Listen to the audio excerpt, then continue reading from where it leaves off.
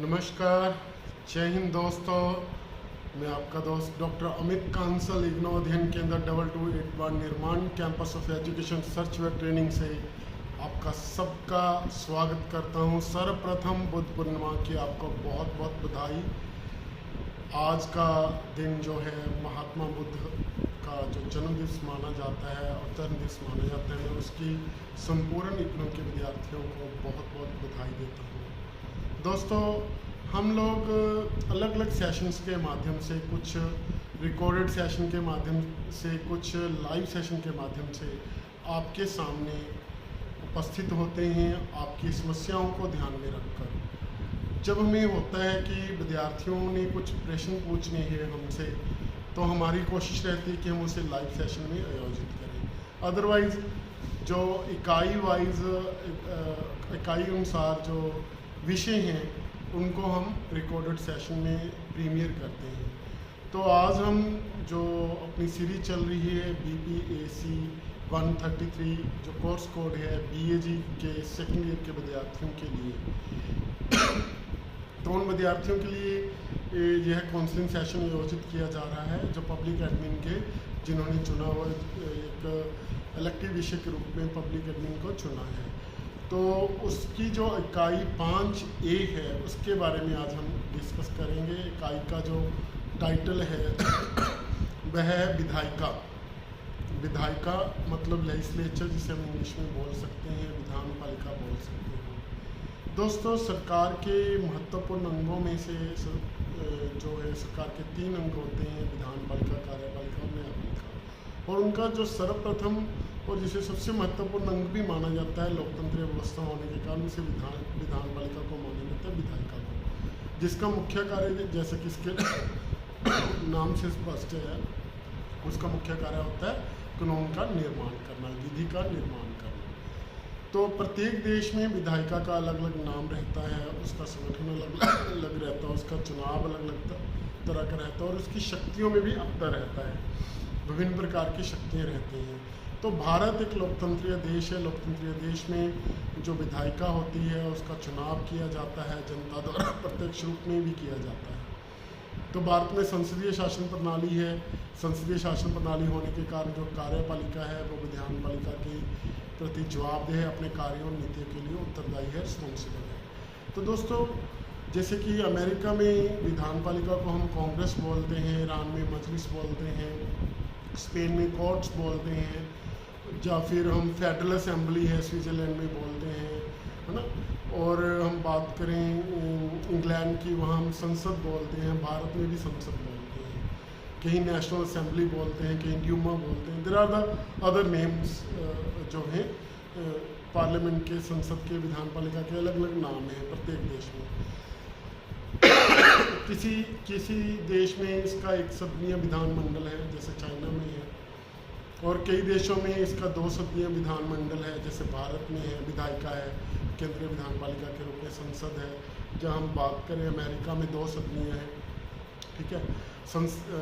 संघात्मक शासन प्रणाली वाले राज्यों में 2 सदनीय है वहाँ पर, परंतु इंग्लैंड, UK जो एक सदनीय विधान पालिका है, एक सदनीय विधान पालिका होने की बजाय वहाँ पर भी 2 सदनीय विधान पालिका है, क्योंकि वो कुछ परंपरा पर आधारित है। हालांकि वो एकात्मक राज्य है, लेकिन वहाँ जो पार्लियामेंट है उसके 2 सदन है, हाउस ऑफ कॉमन और लॉर्ड्स सदन है। तो लॉर्ड्स है जो वहाँ का कुलीन तंत्र है, उसका प्रतीक है, ठीक है। तो वहाँ जो है लॉर्ड्स जो है नियुक्त किए जाते हैं, जो वहाँ का हम कह सकते हैं कि प्राचीन काल में राजतंत्र था, इसलिए वहाँ के जो राज परिवार से संबंधित अधिकतर लोग होते हैं वो लॉर्ड्स के रूप में नियुक्त किए जा सकते हैं। अब हम बात करेंगे भारत की। भारत में हम विधायिका को, केंद्रीय विधायिका को संसद बोलते हैं, जबकि जो राज्यों में विधायिका है उसे हम राज्य विधानमंडल बोलते हैं। तो राज्यों में भी कई राज्यों में 2 सदनीय विधान पालिका है, जैसे कि हम बात करें कर्नाटका की, आंध्र प्रदेश की, हम बात करें महाराष्ट्र की बात करें, उत्तर प्रदेश की बात करें, बिहार की बात करें, या फिर जम्मू कश्मीर जब 2019 तक राज्य था तो वहाँ भी 2 सदनीय विधान पालिका थी, विधानमंडल था।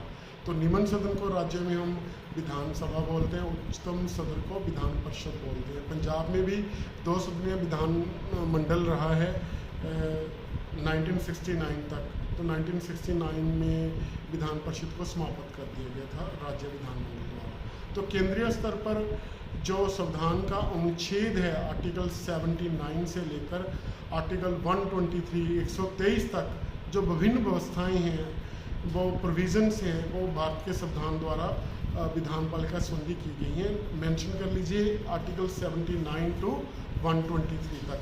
तो सर्वप्रथम आर्टिकल 79 में जो भारत का संविधान है उसमें क्या व्यवस्था है कि भारत की एक संसद होगी, संसद है जिसके 2 सदन हैं, जिसका निम्न सदन लोकसभा है, ऊपरी सदन जो है राज्यसभा है, जबकि राष्ट्रपति को भी जो संसद का अटूट अंग माना जाता है। तो कहीं भी आपसे पूछा जाता है कि संसद के कितने अंग हैं, तो आप वहाँ मेंशन करेंगे कि संसद के 3 अंग हैं, लोकसभा, राज्यसभा और राष्ट्रपति। सदन 2 हैं, राज्यसभा, लोकसभा, लेकिन राष्ट्रपति को भी अटूट अंग माना जाता है। वो क्यों? दोनों सदनों के द्वारा पारित होने के पश्चात कोई भी विधेयक जो है तभी कानून बन सकता है जब राष्ट्रपति उस पर हस्ताक्षर कर देता है। तो राष्ट्रपति की मंजूरी के लिए भेजा जाता है कोई भी विधेयक दोनों सदनों द्वारा पारित होने के पश्चात। तो कहने का अर्थ क्या है कि राष्ट्रपति भी विधान पालिका का, भारत की जो केंद्रीय विधानसभा है, विधायिका है, उसका एक अटूट अंग है। तो अब हम बात करेंगे, हमें क्लियर हो गया, रचना क्लियर होगी कि जो भारत की संसद है उसके 3 अंग हैं, राज्यसभा, लोकसभा, राज्यसभा और राष्ट्रपति। अब हम बात करेंगे लोकसभा की। तो लोकसभा जैसा कि नाम से ही प्रतीत होता है भारतीय लोकतंत्र का प्रतीक है। तो लोकसभा में मैक्सिमम जो मेंबर हो सकते हैं वो कितने हो सकते हैं, सदस्य कितने हो सकते हैं, जोड़ डालिए मैक्सिमम मेंबर। तो मैक्सिमम मेंबर 552 हो सकते हैं, जिसमें से 530 सदस्य भारतीय संघ की इकाइयों जिन्हें राज्य कहा जाता है उसमें से उसमें से इलेक्टेड होते हैं, सॉरी माफ़ी चाहूँगा, इलेक्टेड होते हैं, निर्वाचित होते हैं। जबकि 20 सदस्य जो भारतीय संघ की इकाइयाँ हैं जिन्हें हम यूटीज कहते हैं, केंद्र शासित प्रदेश कहते हैं, तो 20 सदस्य केंद्र शासित प्रदेशों में से जो है निर्वाचित होने की व्यवस्था है। तो 550 सदस्य जो हैं लोकसभा में निर्वाचित होते हैं, जो राज्य और भारत के केंद्र शासित जो प्रदेश हैं उनका प्रतिनिधित्व करते हैं। तो अब जो मैंने बात की 552 मैक्सिमम मेंबर हो सकते हैं, तो 2 मेंबर कहाँ से आते हैं? तो 2 मेंबर को इलेक्ट नहीं किया जाता, उन्हें नॉमिनेट किया जाता है, नामजद किया जाता है, नामांकित किया जाता है। जिन 2 मेंबरों को नामांकित करता है उसे वे नामांकित किए जाते हैं, नॉमिनेट किए जाते हैं भारत के माननीय राष्ट्रपति द्वारा। वो कौन व्यक्ति होते हैं? अब तो वो एंग्लो इंडियन जाति से संबंधित व्यक्ति होते हैं जिन्हें राष्ट्रपति नॉमिनेट करते हैं। इस अवस्था में अगर उसे यह लगता है कि एंग्लो इंडियन जाति के लोगों को भारत की संसद में प्रतिनिधित्व नहीं मिला, तो ऐसी अवस्था में 2 व्यक्तियों को राष्ट्रपति एंग्लो इंडियन जाति के लोगों को नॉमिनेट कर सकता है। तो मैक्सिमम 552 सदस्य इसमें हो सकते हैं, 500 इलेक्टेड, 2 नॉमिनेटेड लोकसभा में। तो अब लोकसभा के सदस्यों की योग्यताएं क्या है? देखिए, सर्वप्रथम योग्यता है कि भारत का नागरिक हो, उसकी आयु कम से कम 25 वर्ष हो। तो आप यहाँ ध्यान रखिए कि आपने ये लिखना है कम से कम 25 वर्ष हो, ये नहीं लिखना है कि उसकी आयु 25 वर्ष हो। कम से कम 25 वर्ष हो, अधिक से अधिक कितनी भी हो सकती है। तो ये तो आयु की लिमिट थी। फिर वह पागल या दिवालिया न हो, कहने का मतलब है कि मानसिक रूप से और वित्तीय रूप से जो है वह स्वस्थ हो, ठीक है। तो फिर हम बात करेंगे कि वो किसी लाभदायक सरकारी पदवी पर विराजमान ना हो। तो ये उसकी बेसिक एलिजिबिलिटीज़ हैं, उसकी क्वालिफिकेशंस हैं जो व्यक्ति लोकसभा का सदस्य बनना चाहता है। तो फिर हम बात करेंगे कि उसका चुनाव कैसे होता है, किन आधार पर होता है। तो लोकसभा के जो सदस्य होते हैं उनका चुनाव प्रत्यक्ष रूप में होता है। प्रत्यक्ष रूप का अर्थ यह है कि जो भारत के नागरिक हैं, जिनको आर्टिकल जो भारत का संविधान है 326 मेंशन कर लीजिए, 326 के अधीन भारत के लोगों को जो है वोटिंग राइट दिया गया है, जिनकी आयु कम से कम 18 वर्ष है, बालक जब वयस्क मताधिकार हम बोल सकते हैं सब भारत के लोगों को, जिनकी जो नागरिक हैं जिनकी आयु कम से कम 18 वर्ष है, जो वयस्क हैं, आर्टिकल 326 के द्वारा भारत के नागरिकों को वो अधिकार दिया गया है। तो जिनका चुनाव सूची में नाम होता है तो वे व्यक्ति प्रत्यक्ष रूप में अपनी वोट का प्रयोग करते हैं और अपने निर्वाचन क्षेत्र से अपने प्रतिनिधि का लोकसभा के लिए जो है चयन करते हैं। तो प्रत्यक्ष होता है। दूसरी बात है कि वयस्क मताधिकार पर होता है। तीसरा, सिंगल मेंबर कॉन्स्टिट्यूंसी को अपनाया गया है, एकल सदस्यीय निर्वाचन क्षेत्र को अपनाया गया, जिसका अर्थ है कि पूरे देश को लोकसभा के जितने क्षेत्र हैं उतने निर्वाचन क्षेत्रों में विभाजित किया जाता है, जिसे हम इंग्लिश में कॉन्स्टिट्यूंसी भी बोलते हैं। प्रत्येक राज्य को जो है उसकी जनसंख्या के अनुपात में प्रतिनिधित्व दिया गया। जैसे उदाहरण के लिए यूपी के मैक्सिमम सदस्य लोकसभा में जाते हैं, उसे 80 भागों में 80 निर्वाचन क्षेत्रों में बांटा गया। जैसे हम बात करें पंजाब की, जहाँ से मैं बिलोंग करता हूँ, तो पंजाब में 13 स्थान लोकसभा के हैं, 13 कॉन्स्टिट्यूंसी में निर्वाचन क्षेत्रों में बांटा गया है। तो प्रत्येक क्षेत्र में एक सदस्य चुना जाता है जिसे सबसे अधिक मत प्राप्त होते हैं। फिर हम बात करेंगे जो है संयुक्त चुनाव प्रणाली द्वारा जो है निर्वाचन होता है। संयुक्त चुनाव प्रणाली का अर्थ क्या हुआ? संयुक्त चुनाव प्रणाली का अर्थ है कि जैसे कि ब्रिटिश काल में, उपनिवेश काल में अंग्रेजों ने जो चुनाव प्रणाली जो व्यवस्था की थी वो क्या थी?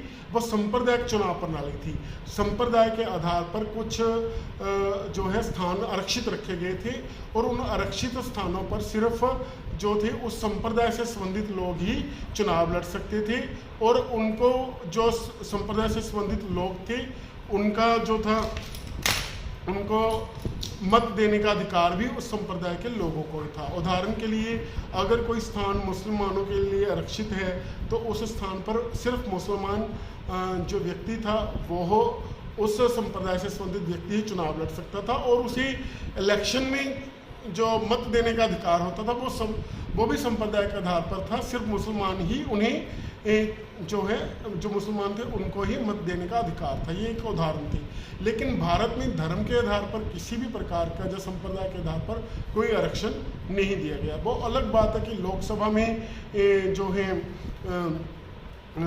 है आरक्षित रखे गए स्थान अनुसूचित जाति और जनजाति के लोगों के लिए। लेकिन ऐसा नहीं है कि जिन स्थानों पर आरक्षण दिया गया है वहाँ पर सिर्फ उस जाति के लोगों को या उस कबीले के लोगों को ही वोट देने का अधिकार है। आरक्षित स्थानों पर सबको वोट देने का अधिकार है। सांप्रदायिकता का ऐसा कोई मीनिंग नहीं है। सिर्फ उन लोगों को एक हम बोलते हैं एक संरक्षण देने के लिए, उन लोगों को प्रतिनिधित्व देने के लिए, ठीक है, जो SC ST है उसके अधीन वो जो स्थान आरक्षित रखे गए हैं। तो इलेक्शन का आधार क्या होगा? पहला क्या है? प्रत्यक्ष मतदान द्वारा। दूसरा है वयस्क मत अधिकार द्वारा। तीसरा एकल सदस्यीय निर्वाचन क्षेत्र। चौथा संयुक्त मतदान द्वारा, संयुक्त जो है मतदान प्रणाली को अपनाया गया। पांचवा है गुप्त मतदान द्वारा। तो प्रत्येक व्यक्ति अपनी मतदान का प्रयोग निष्पक्ष और स्वतंत्र रूप से कर सके, बिना किसी भय से कर सके, इसलिए भारत में गुप्त मतदान द्वारा लोगों को जो है अपने प्रतिनिधि चुनने का अधिकार प्रदान किया है। तो 5 आधारों पर, इन 5 आधारों पर क्या होता है? लोकसभा के जो सदस्य हैं उनका चुनाव होता है। इसी प्रकार से राज्य विधानसभा के जो सदस्य हैं उनका भी चुनाव इसी प्रकार से होता है। तो अब हम बात करेंगे कि लोकसभा का कार्यकाल कितना है। देखो दोस्तों, जो लोकसभा है साधारणतः वो 5 वर्ष के लिए चुनी जाती है, उसका कार्यकाल 5 वर्ष निश्चित किया गया। लेकिन कुछ स्थितियों में लोकसभा को पहले भी भंग किया जा सकता है, उसका कार्यकाल भी बढ़ाया जा सकता है। अब हम उन अवस्थाओं की बात करेंगे। देखो हमने बात की कि संसदीय शासन प्रणाली होने के कारण लोकसभा में जिस दल को बहुमत प्राप्त होता है उस दल का नेता प्रधानमंत्री के रूप में विराजमान रहता है और उस दल की सरकार बनती है। तो जो मंत्रिपरिषद है प्रधानमंत्री की अगुवाई में कार्य करती है, वह तब तक अपनी पदवी तक विराजमान रहती है जब तक उसे लोकसभा में बहुमत प्राप्त होता है। लेकिन अगर किसी कारण मंत्रिपरिषद को लोकसभा में बहुमत नहीं रहता तो प्रधानमंत्री राष्ट्रपति को सलाह दे सकता है लोकसभा को भंग करने के लिए, ठीक है। राष्ट्रपति भी जो है मध्यावधि जो चुनाव हैं, मिड टर्म इलेक्शंस हैं, तो मध्यवर्ती चुनावों की घोषणा कर सकता है। या फिर इमरजेंसी की स्थिति में जैसे आर्टिकल 352 में व्यवस्था की राष्ट्रीय संकट काल की घोषणा राष्ट्रपति कर सकता है अगर युद्ध अंदरूनी विद्रोह या बाहरी आक्रमण की संभावना हो जाए। ऐसी स्थिति में आर्टिकल 352 के अधीन पूरे देश में राष्ट्रीय संकट काल की घोषणा हो सकती है। तो उस समय में यह व्यवस्था है कि जो लोकसभा का कार्यकाल है वह एक वर्ष के लिए बढ़ाया जा सकता है, यह व्यवस्था है। तो ये था उसका कार्यकाल। अब हम बात करेंगे लोकसभा के कोरम की। कोरम को हम बोलते हैं हिंदी में, उसे हम बोलते हैं गणपूर्ति। तो गणपूर्ति का अर्थ समझ लें, कोरम का अर्थ समझ लें। तो गणपूर्ति जो कोरम का अर्थ है कि लोकसभा की जो बैठक है उसको जारी रखने के लिए कम से कम कितने सदस्यों की आवश्यकता है। तो लोकसभा का जो कोरम है वो कुल सदस्यों का 1/10 निर्धारित किया गया है। कहने का अर्थ है कि 55 सदस्य कम से कम लोकसभा में होने चाहिए। तो लोकसभा की बैठक को जारी रखने के लिए कम से कम कितने सदस्य चाहिए? लोकसभा के कुल सदस्यों को 1/10 से हम कोरम बोलते हैं। तो ये मोटी मोटी लोकसभा से संबंधित व्यवस्थाएं थी। तो अब हम बात करेंगे लोकसभा के अधिकारियों की।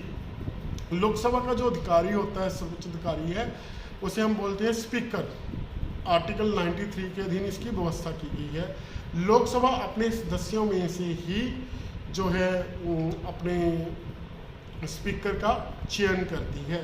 जैसे कि वर्तमान समय में जो लोकसभा है उसके जो माननीय स्पीकर हैं भी वो श्री ओम प्रकाश बिरला जी हैं, जो कोटा जो लोकसभा सीट है वहाँ से प्रतिनिधित्व करते हैं और वो लोकसभा के भी स्पीकर हैं। और एक उप स्पीकर का भी चुनाव, डिप्टी स्पीकर का चुनाव भी लोकसभा करती है, जो स्पीकर की एब्सेंस में लोकसभा की बैठकों की अध्यक्षता करता है।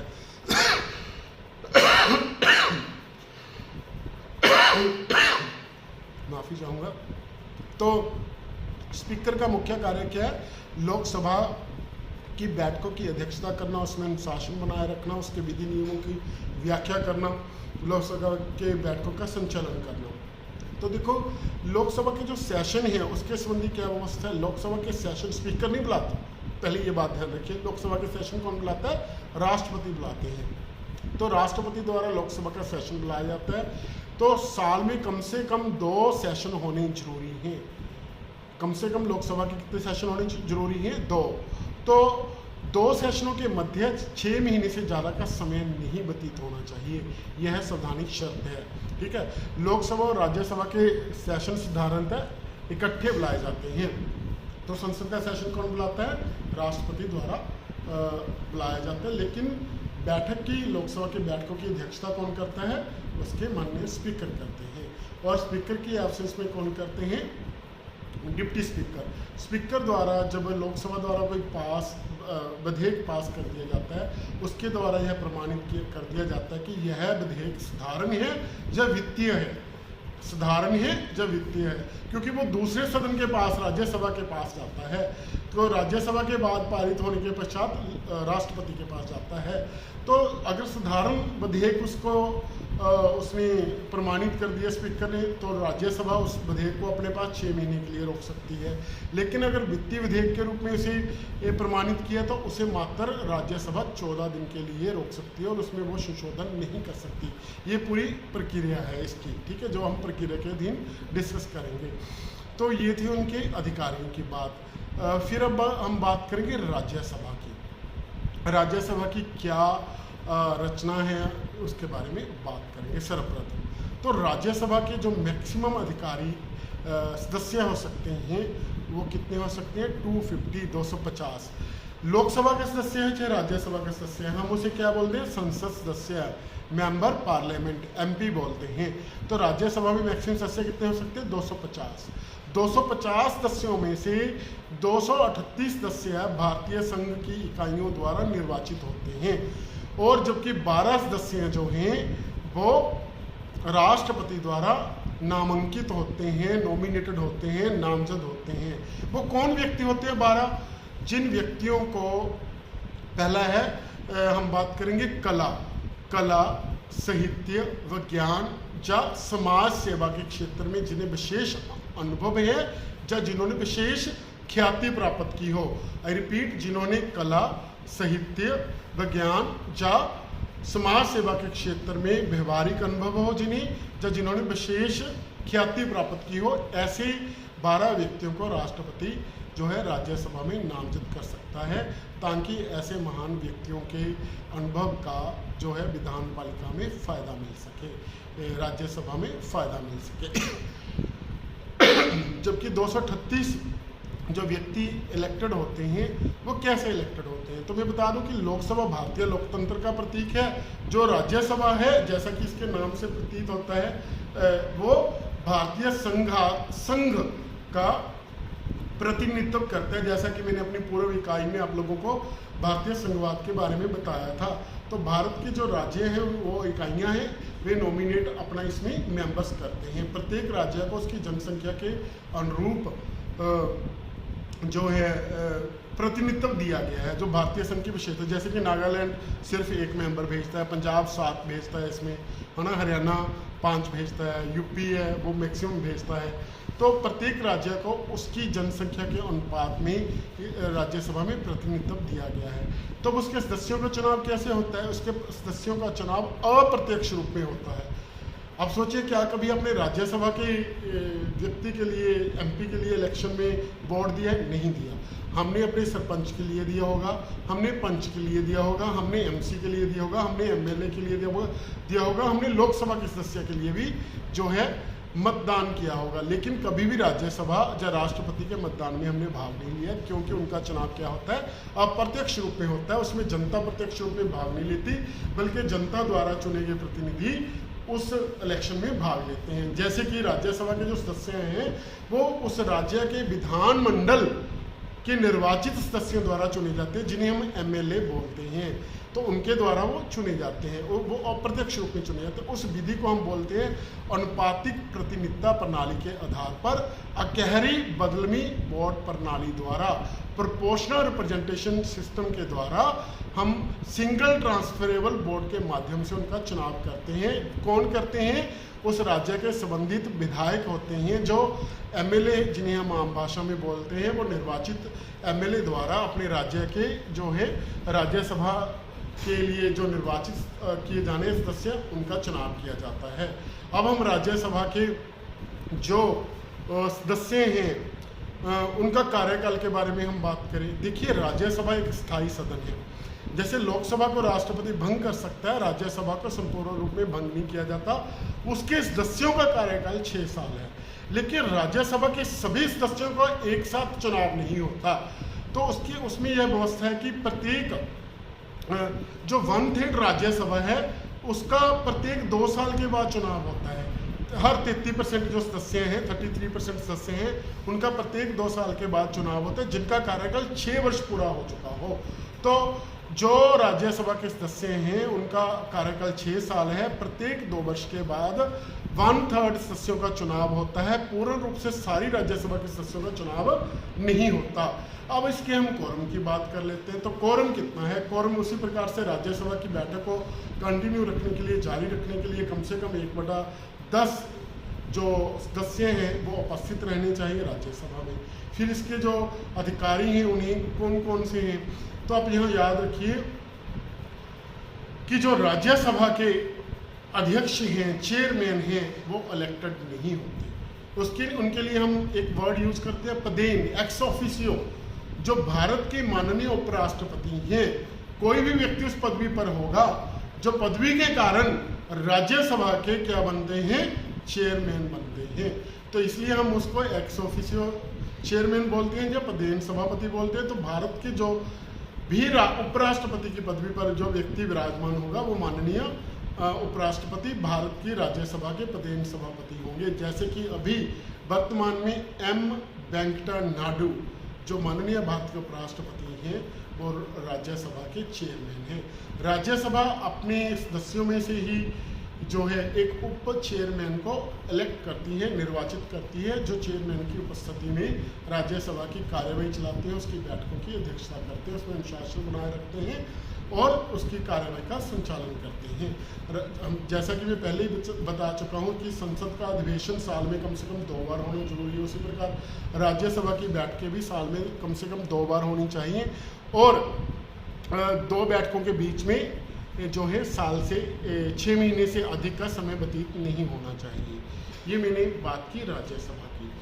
तो अभी हमने लोकसभा और राज्यसभा की जो रचना थी, उसका संगठन था, उसके क्या अधिकारी हैं, जो भारत की संसद है उसकी हमने संरचना के बारे में बात की। तो दोस्तों मैं आशा करता हूं कि जो आज हमने भारत की संसद के बारे में विस्तृत उसकी रचना के बारे में हमने बातचीत की वो आप लोगों को अच्छे से समझ पड़ गई होगी। लेकिन फिर भी आपका कोई डाउट है, please let us know. You can mail me on nirmancampus.sunam@gmail.com। अपने घर पर सुरक्षित रहिए, मास्क पहनकर रखिए। 18 साल से अधिक जो विद्यार्थी हैं, लोग हैं, भारत के नागरिक हैं, उनकी वैक्सीनेशन हो रही है। वैक्सीनेशन निश्चिंत होकर करवाइए। कोवैक्सीन या कोविशील्ड कोई भी प्रकार की जो वैक्सीन है आपको लग रही है वो लगवाइए। और साथ ही साथ मेरा आपसे निवेदन है कि जो काउंसलिंग शेड्यूल आप तक पहुंच रहे हैं वो प्लीज़ ज़्यादा से ज़्यादा लोगों को शेयर कीजिए ताकि लोगों को फ़ायदा हो सके। हमारे जो एमकॉम के जो MSW के विद्यार्थी हैं उनके गूगल मीट के माध्यम से वो जो है काउंसलिंग शेड्यूल लग रहे हैं। RC खन्ना के दिशा निर्देश अनुसार रीजनल सेंटर खन्ना की जो फेसबुक पेज है वहाँ पर उन्होंने शेयर किया है लिंक। वहाँ से आप उस लिंक को लेकर आप जैसे कि MSW का सुबह 9:30 बजे क्लास लग रही है गूगल मीट का, क्योंकि वो प्रैक्टिकल सेशन है। लोगों ने जो विद्यार्थी हैं उन्होंने अपने प्रश्न पूछने होते हैं तो आप भी ज्वाइन कर सकते हैं। उसी प्रकार से MCOM की जो क्लास है वो 3:30 बजे लग रही है, वो भी गूगल मीट के माध्यम से लग रही है। आप उसके माध्यम से भी जुड़ सकते हैं, लिंक सेम ही रहेगा। तो कितने मर्जी विद्यार्थी चाहे वो इग्नो के हैं वो उन सेशंस में जुड़ सकते हैं। जबकि जो थ्रेटिकल हैं जैसे कि अपने हिंदी के सेशन अभी लग रहे हैं, FST के लग रहे हैं, जब पब्लिक एडमिन के लग रहे हैं, जब हमें ज़रूरत पड़ती है तो हम उसका लाइव सेशन भी YouTube पर लगा लेते हैं, या फिर हम जो प्रीमियर करते हैं उसके माध्यम से भी हम लगा रहे हैं। तो प्लीज़ किसी भी सेशन की आपको ज़रूरत है आप हेजिटेट मत कीजिए। इस कोरोना की महामारी के दौरान हमारी इग्नो की पूरी टीम आपके साथ है, तो हम किसी भी समय किसी भी रूप में आपको सहायता प्रदान करने के लिए तत्पर हैं, वचनबद्ध हैं। तो कल हम संसद की शक्तियों का, उसकी भूमिका का, उसके कार्यों का विस्तार सहित जो है विवेचन करेंगे, कंप्लीशन करेंगे। तो आज के लिए इतना ही, मैं इजाज़त चाहता हूँ, कल फिर मिलेंगे।